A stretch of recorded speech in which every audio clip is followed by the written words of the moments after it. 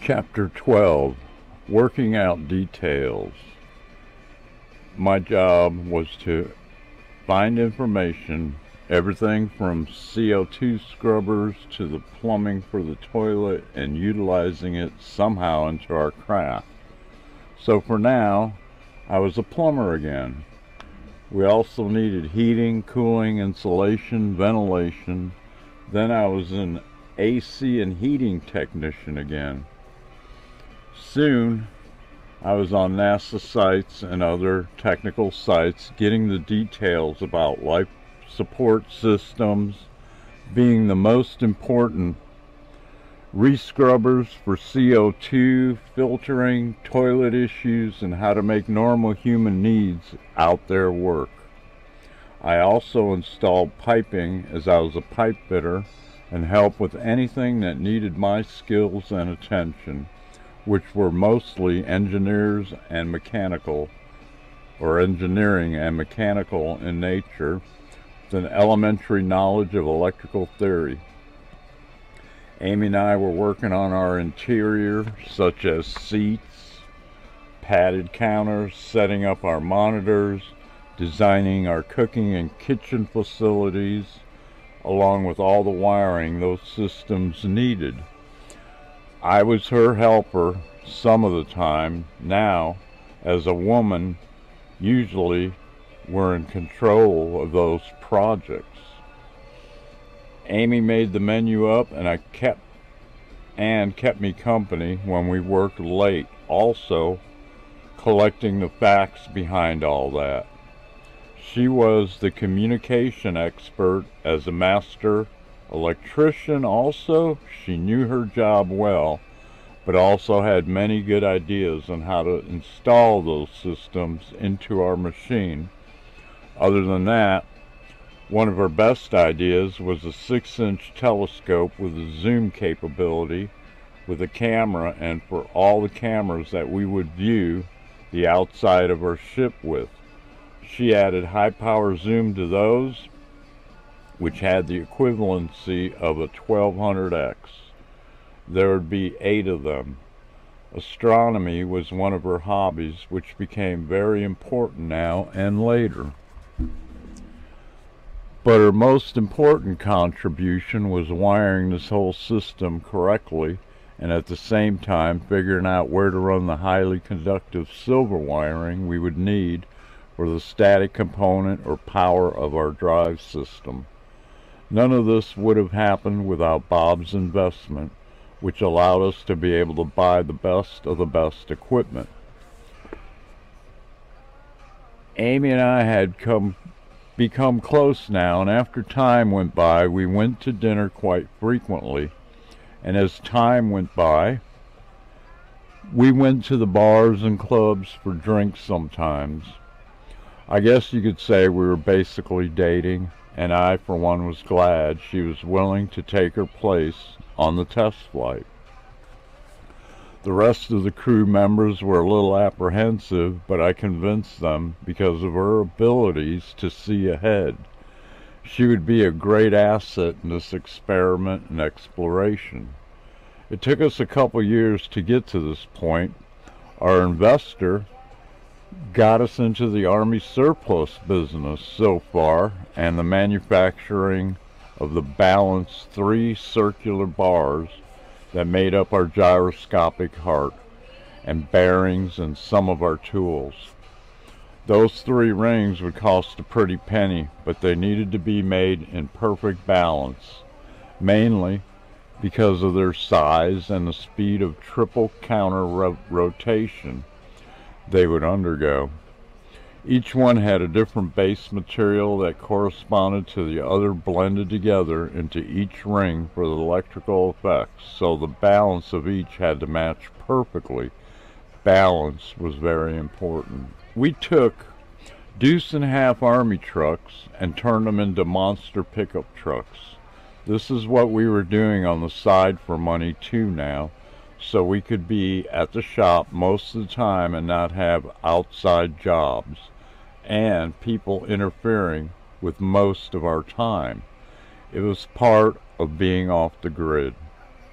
It was a great profit margin, and we were able to churn out about 10 of these to make ends meet for a while. Our profits after wages was about $100,000 refurbishing 10 of these. Our investor, Bob, would sink a good amount into these, but we would make 9 times that per unit as time went by. This paid the regular bills. You'll see in the background the part of the plane for the tail dragger. Drew on the left, Magic Square on the right. I looked for the original picture, but this is the one I have. It's in black and white. This picture was almost identical to what we built, close to the size as scaled by the astronaut, but with a third section and more narrow. It was all a matter of economics and safety. We started out with this section pictured and then welded another 8-foot section on top of this one. We had to keep this part protected because all the important electronics had to be installed in the bottom along with its drive system. For the living space and command center or the helm module, we would need another 16 feet on top of this one. The total was 24 feet high. This is the only picture we have, and it was mostly to figure out how to take that roof off. You can see the upper left-hand corner of what would be the hatch.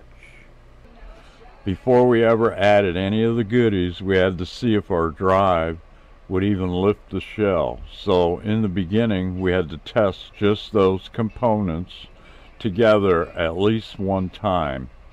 The question now was, could our device even lift at least a 1/4 ton of steel and all the rest of the basic equipment and components? One of the hidden Tesla patents was a contributing factor which made this more than possible. We had to know how much power input we would need. There wasn't a known limit yet. We moved it to the open area of the yard when it was completed for that test. Then after removing the roof for the second time with Drew's crane, we moved our craft into an open area with the crane. Then we hooked up cables to the computers and power source of the static and 12 volts converted to 110 AC for different motors in the gyro. We started everything up, and Carl applied the power slowly, and the shell moved to the end of the cable slack in less than a second. It levitated to the end of the cable and jolted to a stop. Everyone jumped out of their seats, and someone may have peed. I think it was Drew. It was his crane. The back of the crane was now lifted about 3 feet off the ground. Carl and Magic were in panic as the surprise of this could have wrecked the crane, and as quickly as they could, slowly lowered the power when their composure returned. The ship came down along with the crane without a hitch, and that was all we needed to see that day. Magic was first to speak and said, "Did you see that slight glow?" We all said yes. That means that there's some ionization occurring, which is good. This also means that we got good extension of the magnetic field, which will get stronger as power goes up. You understand what that means, mates? That means that it is a shielding as well that will act like Earth's electromagnetic field. Everyone but Magic was still stunned, trying to quantify what just took place. He kept going. Not only that, but a magnetic field in such a close proximity of a source means as the power goes up, it should become more solid-like. It's the same thing I've seen with the plane test. Thank God. I had forgotten about that and said, That was why the weird look? Yes, blimey, I forgot about that till today. We didn't quite know why he was so excited till Carl added, "That's great, because after a certain point and amount of speed through space, a grain of sand could disable the ship and kill everybody on board." "Remember when I smiled at you on board the plane?" Magic said. I said yes. That's when I knew, and it canceled out inertia, our inertia eventually, and I thought created somewhat of a shielding, because what I saw that day as we went through a flock of blackbirds was that the plane pushed most of them out of the way, like they hit an invisible barrier. A couple of them directly in the path were killed. I watched it happen as we slammed into them without hitting any of the plane's surfaces. We were all elated as we sat around talking about this. When Magic spoke again, he said, "I knew it wasn't air pressure. I was sure of that. The pressure was behind us in the ionization field that was lagging. Today, I saw the proof that affirms what I seen that day. It really happened the way I thought it did. It slipped my mind till now. There was a slight glow then, too." "How do you know for sure?" Drew asked. "It should have hit the end of the crane's boom, and it didn't. It just pushed it out of the way, then lifted the crane. Didn't you see that?" Magic asked. "I did," Amy replied. "The rest of us didn't, but we believed them. This was a really good thing. All the other technology we needed was out there. Some of it was actually online. The rest of what would come later for this project wouldn't be hard to find now. NASA has a large volume of information that we could use, and the exotic technologies we could check out was on the net already. We had already used a few of the stifled Tesla inventions from the internet and incorporated a good portion of what was missing in our research for the drive. When we did this test is when we knew that this craft, as we scanned each other's faces, became a fact. Now only was it self-sustained as far as power goes, but self-protecting inside and out. We then realized we could go out there, space. Drew shouted out, "Yahoo! SpaceX ain't got nothing on us." A couple of hoo-yahs were shouted out, then we broke out some bourbon and beers, then all of us cheered each other. While we celebrated, Carl interjected, "The controls seemed to work just fine," and we all acknowledged that the programming worked absolutely perfectly so far. When the ship lifted off and hit the end of the slack, the computer kept it from failing or flipping. When it hit the end of the reach of the cable, the ship remained stable because of tying the guidance computer into the three-dimensional gyro. It was strange to look at, with all the weight of the crane halfway lifted off the ground. Everyone gave Carl compliments, but there was way more to do yet. As I reminisced about my life, I knew I was doing this, that all this had already taken place. I jumped ahead to when we had acquired a couple of radar units from surplus military planes, and Amy and I were installing those about a month after the test. This is the day that Carl walked up and told us he wouldn't be going with us. We both at the same time said, "Why, Carl?" I thought it over. I can't take the risk because of the kids. It would be irresponsible of me to take the risk. especially now that we are going to attempt a flyby of the moon. Amy and I looked at each other in amazement, and then real quickly in unison said, "That's okay. Understood, Carl." We looked at each other and said, "Can't blame you." Carl kind of looked at us a bit strangely for a moment and spoke up and offered us this.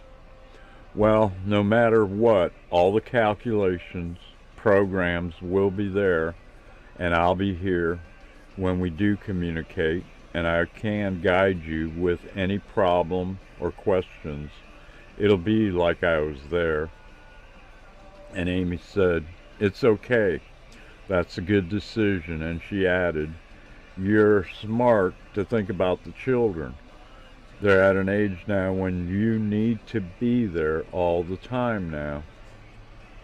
This now meant there would be one empty seat, and we could open up space in the craft for other devices or electronics of some sort or more storage. We were at a point now where we would be testing the pressurization of the ship to see if it will hold our precious atmosphere. Amy and I left the shop that day and headed for Melbourne. We were at my house to clean up, then go out for dinner. She pretty much was moved in with me now, and our relationship was the best I ever had. I knew she felt the same way because she put her feelings directly into my mind, as we had an unusual connection, so I had no doubt. We decided to go to the Red Lobster, just about a mile from the house, for dinner, and once there, after getting drinks, the topic of partnership came in, as we both wondered if everybody was still on the same page with us, and that included the patents and partnership of this technology and what we had planned. The main part of the plan was to record our departure and basically the whole flight, then on our return contact all the news agencies and governmental agencies so they would afford us a safe landing and welcome. The plan's main purpose was for our safety, as Amy had brought that up in the beginning, but also to ensure that there would be no doubt as to the existence of this new great technology. There would be no subterfuge or denial. It would be at this point that the patents and plans would be turned over to the U.S. Patent Office by the ground crew, and all of us would share in an equal reward. As you know, Amy, all of our partners have signed agreements and all of our names are on the plans, but none of that is to be revealed till the time is right. I read them. They are all honest, and there's nothing to worry about in that respect. We were called and seated and ordered our surf and turf and then more drinks. Amy brought this up. "Are you as scared as I am?" Amy asked. "No, not of flying. The only thing that scares me, if it makes us all billionaires, that worries me. But no, not really. And I trust all of our crew." "No," she said. "I mean, are you scared of going out into a truly hostile and dangerous environment?" I said yes, a little. Only a fool isn't scared of that. But I have faith in our invention and our work. We will be protected, and hopefully Magic's calculations on the exponential effect of the field and the manner of that phenomena is correct. We are the long-term study, aren't we? "It would seem that way," she said. "I have confidence we'll be all right, and as a team, we are awesome. We will see, won't we?" Amy said, "The main thing that keeps me brave, even though I'm scared, is that the main goal is a supreme goal above and beyond money to help our failing environment.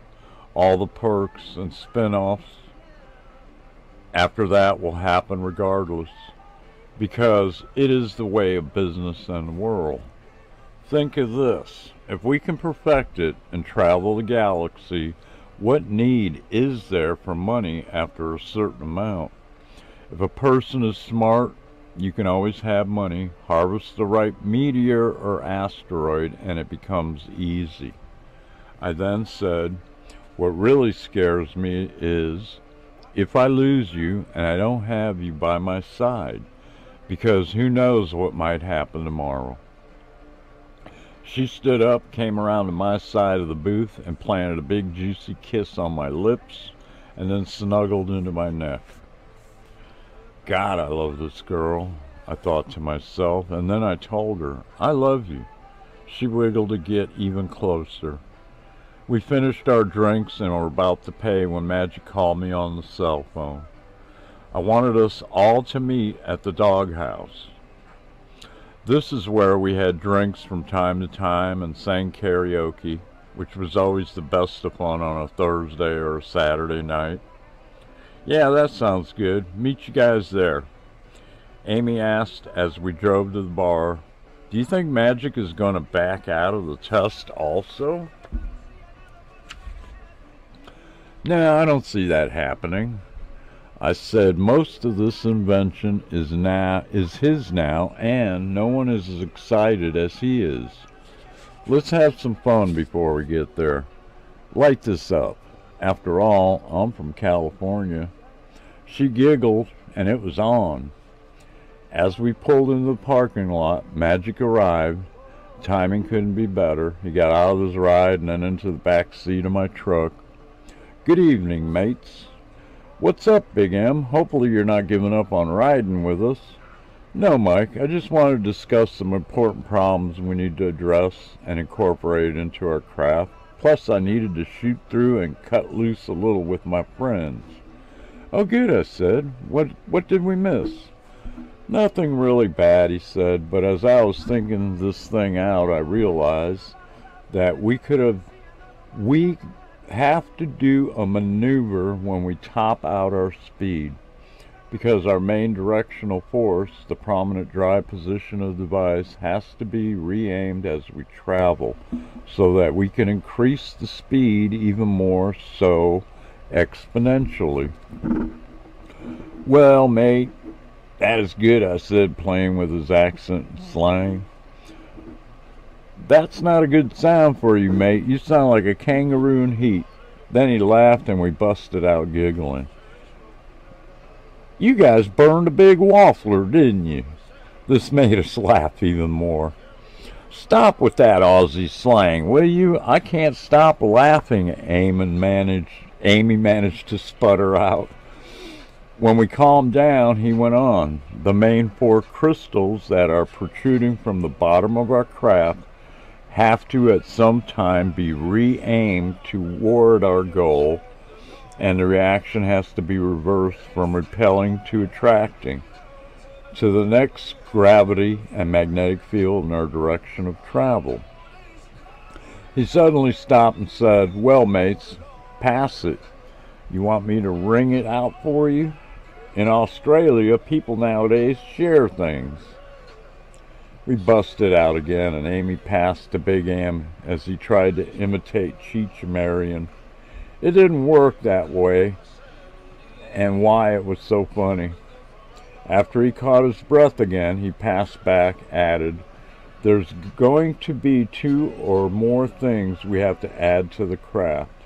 He went on, Carl would have to start over with the programs, and we don't know how much time that will take. But it shouldn't take too much time. Also, we need solar panels just in case. We already have the tanks mounted for oxygen and nitrogen, so we add 1 CO2 tank. Depending on size and pressure, that should do it. Backup retros, I said. Amy interjected, do we have to talk about this tonight? Yes to both questions, but I promised to stop soon, he said. Then he continued for a few more minutes.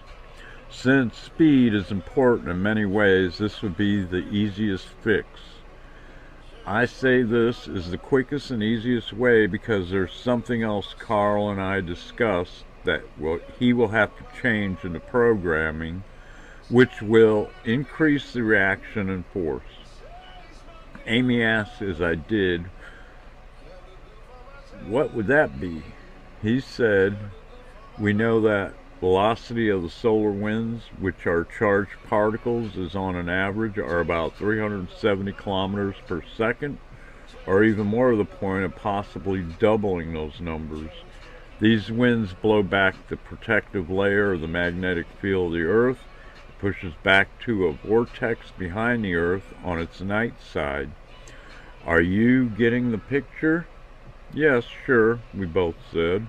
He continued, will interact not only with the magnetic field but with the vortex too, and if nothing else, the charged particles, but as we pass through it, there will be the vortex of the solar wind to jump off at that point.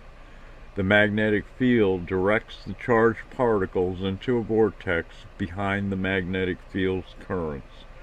Look at it as two more gears in a transmission. If we can find it, we can use it. There should be a greater increase of power and speed in the beginning of our acceleration, and a savings in time and energy in the beginning of the momentum. When it tops out, our acceleration as we repel is built up first off the double vortex. Then we lock into the destination point and attract at the same time. Our speed should then keep accelerating once we turn the device on the new focal attraction, like stepping stones that lead to a rope swing. This will be for later, for more distant goals like Mars. It'll be something to test for nearby stars too, right? Is that what you're thinking? I asked. Sure, but not this first test because we are going only to orbit the moon, then back to Earth. We shouldn't need to use it. When we decide to go farther out into space, then we can experiment with that. Plus, it will be good to have the programming already installed just in case. Damn, Big M, you've been busy. Let's go. As we exited the truck, where would we be without you, Magic Geek? Amy added sarcastically. He responded, you Ukrainian girls are all the same, friggin' jokers. Then he ran over, picked her up, spun her around a few times before setting her down. They had become great sardonic friends. We all laughed and proceeded into the bar for some fun. Amy sang and was brilliant, but when Magic sang Down Under and I tried a Merle Haggard song, we just got a few funny reactions with a minimum of clapping. We both had 10 ears, but it was fun just the same. It was nice to see our outside friends every once in a while and to forget for a few hours the impending test we were about to go through. I suddenly remembered what was going on, even though this seemed to be so real. I was having a life review, and then I went back to all those sinful things in my life that I had done. After that, which I won't disclose, then I viewed another incident that scared me at the time. I was frustrated while working on a house which involved the trade I was doing as a subcontractor. While trying to get a piece of ceiling material to fit in its place, it would not cooperate, so I tried doing it with a screwdriver to help it settle into place, and as it resisted, I became very frustrated. It was the last piece, and it stopped me from leaving that job site while the temperatures outside was in the upper 90s that day. I was sweating like a horse and very frustrated, angry, cursing, and very negative attitude. The tempered screwdriver shaft turned into a rubber-type substance and bent to almost a 70-degree angle, at which point, I guess, freaked me out and I dropped it. There was no way that material I was working with could do that, since both the vinyl and aluminum were more flexible, thinner, and weaker. I was up on a ladder, and another person below me handed it to me after I asked him to see if he could bend it back in a straight shape for me. And he couldn't. I didn't know then what it meant, just that it was weird. I then continued my review of the important things I tried to accomplish in my life, but now knowing what condition I was in as I laid in the snow. Next, Chapter 13, Final Preparations.